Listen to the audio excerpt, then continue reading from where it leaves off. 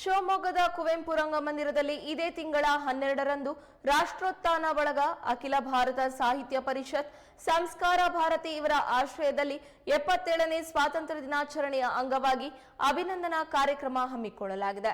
ಚಂದ್ರಶೇಖರ್ ಆಜಾದ್ ಅವರ ಜೀವನವನ್ನ ಕೃತಿಯನ್ನ ಕಣ್ಣಿಗೆ ಕಟ್ಟುವಂತೆ ತೋರಿಸುವಲ್ಲಿ ಅಜೇಯ ಎಂಬ ಕೃತಿಯ ಕರ್ತೃ ಆದ ಬಾಬು ಕೃಷ್ಣಮೂರ್ತಿ ಅವರ ನೆನಪಿಗೋಸ್ಕರ ಅಭಿನಂದನಾ ಕಾರ್ಯಕ್ರಮ ಆಯೋಜನೆ ಮಾಡಲಾಗಿದೆ. ಮಾಧ್ಯಮಗೋಷ್ಠಿಯಲ್ಲಿ ಈ ಕುರಿತು ಮಾಹಿತಿ ನೀಡಲಾಯಿತು. ಬೆಂಗಳೂರಿನಲ್ಲಿರುವ ರಾಷ್ಟ್ರೋತ್ಥಾನ ಪರಿಷತ್ತಿನ ಒಂದು ಅಂಗ ಇದು. ಹಾಗೆಯೇ ಈ ಬಾರಿ ಸ್ವಾತಂತ್ರ್ಯೋತ್ಸವದ ಅಂಗವಾಗಿ ಹಿರಿಯ ಸಾಹಿತಿಗಳಾದ ಶ್ರೀ ಬಾಬು ಕೃಷ್ಣಮೂರ್ತಿ ಅವರು ರಚಿಸಿರುವಂತಹ ಅಜೇಯ ಪುಸ್ತಕಕ್ಕೆ 50 ವರ್ಷಗಳು ಆಯಿತು. ಅದು ಪ್ರಕಟಣೆಯಾಗಿ 1974ರಲ್ಲಿ ಅದರ ಪ್ರಕಟಣೆ ಆಯಿತು. ಈ ಅಜೇಯ ಕಾದಂಬರಿ ಕ್ರಾಂತಿಕಾರಿ ಸ್ವಾತಂತ್ರ್ಯ ಹೋರಾಟಗಾರರಾದ ಚಂದ್ರಶೇಖರ ಆಜಾದನ ಜೀವನವನ್ನು ಕುರಿತಾದ್ದು. ಅದುವರೆಗೆ ಪ್ರಕಟವಾಗದ ಅನೇಕ ಮಾಹಿತಿಗಳನ್ನು ಕ್ರಾಂತಿಕಾರಿ ಹೋರಾಟ ಭಾರತ ಸ್ವಾತಂತ್ರ್ಯ ಸಂಗ್ರಾಮದಲ್ಲಿ ಕ್ರಾಂತಿಕಾರಿ ಹೋರಾಟದ ಮಹತ್ವವನ್ನು ಸಾರಿದಂತಹ ಬಹುದೊಡ್ಡ ಕೃತಿ ಅಜೇಯ. ಅಲ್ಲಿವರೆಗೆ ಕ್ರಾಂತಿಕಾರಿ ಹೋರಾಟದ ಬಗ್ಗೆ ಅನೇಕ ಮಾಹಿತಿಗಳು ಜನಸಾಮಾನ್ಯರಿಗೆ ಲಭ್ಯ ಇರಲಿಲ್ಲ. ಈ ಕಾದಂಬರಿಯ ಮೂಲಕ ಬಾಬು ಕೃಷ್ಣಮೂರ್ತಿಯವರು ಒಂದು ಬಹುದೊಡ್ಡ ಕಾರ್ಯವನ್ನು ಮಾಡಿದರು.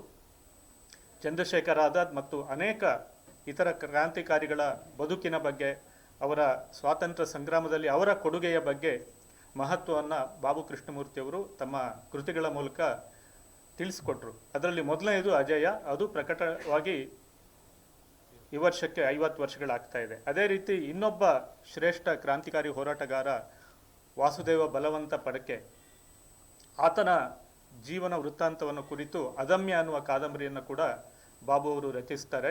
ಅದು ಕೂಡ 1984ರಲ್ಲಿ ಪ್ರಕಟವಾಗುತ್ತೆ. ಅದು ಕೂಡ ಈ ವರ್ಷಕ್ಕೆ 40 ವರ್ಷಗಳು ಆಗುತ್ತೆ.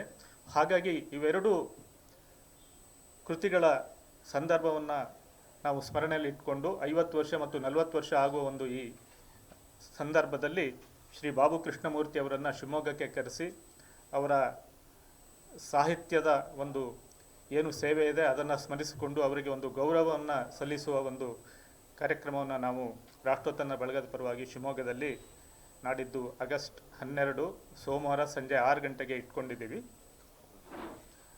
ಕುವೆಂಪು ರಂಗಮಂದಿರದಲ್ಲಿ. ಅಜೇಯ ಮಾಡಿದಂಥ ಒಂದು ಪ್ರಭಾವ ಹೇಗಿತ್ತು ಅಂದರೆ ಅವಾಗಷ್ಟು ದೃಶ್ಯ ಮಾಧ್ಯಮ ಲೋಕ ಇನ್ನ ಶಕ್ತಿಶಾಲಿಯಾಗಿ ಬೆಳೆದಿರಲಿಲ್ಲ. ಓದುವರ ಸಂಖ್ಯೆ ತುಂಬಾ ಇತ್ತು. 74ರಲ್ಲಿ ಪ್ರಕಟವಾದ ಅಜೇಯ ಸುಮಾರು 25ಕ್ಕೂ ಹೆಚ್ಚು ಮರುಮುದ್ರಣಗಳನ್ನು ಕಂಡಂತ ಕನ್ನಡದಲ್ಲಿ ಒಂದು ಇತಿಹಾಸ ಬರೆದಂತ ಪುಸ್ತಕ ಅದು. ಬೇರೆ ಭಾರತೀಯ ಯಾವ ಭಾಷೆಯಲ್ಲೂ ಚಂದ್ರಶೇಖರ್ ಆಜಾದ್ ಕುರಿತಾಗಿ ಇಷ್ಟು 700 ಪುಟಗಳಷ್ಟು ಬೃಹತ್ತಾದ ಗ್ರಂಥ ಎಲ್ಲೂ ಪ್ರಕಟ ಆಗಿಲ್ಲ. ಇಂತಹ ಒಂದು ಅಪರೂಪದ ಲೇಖಕ,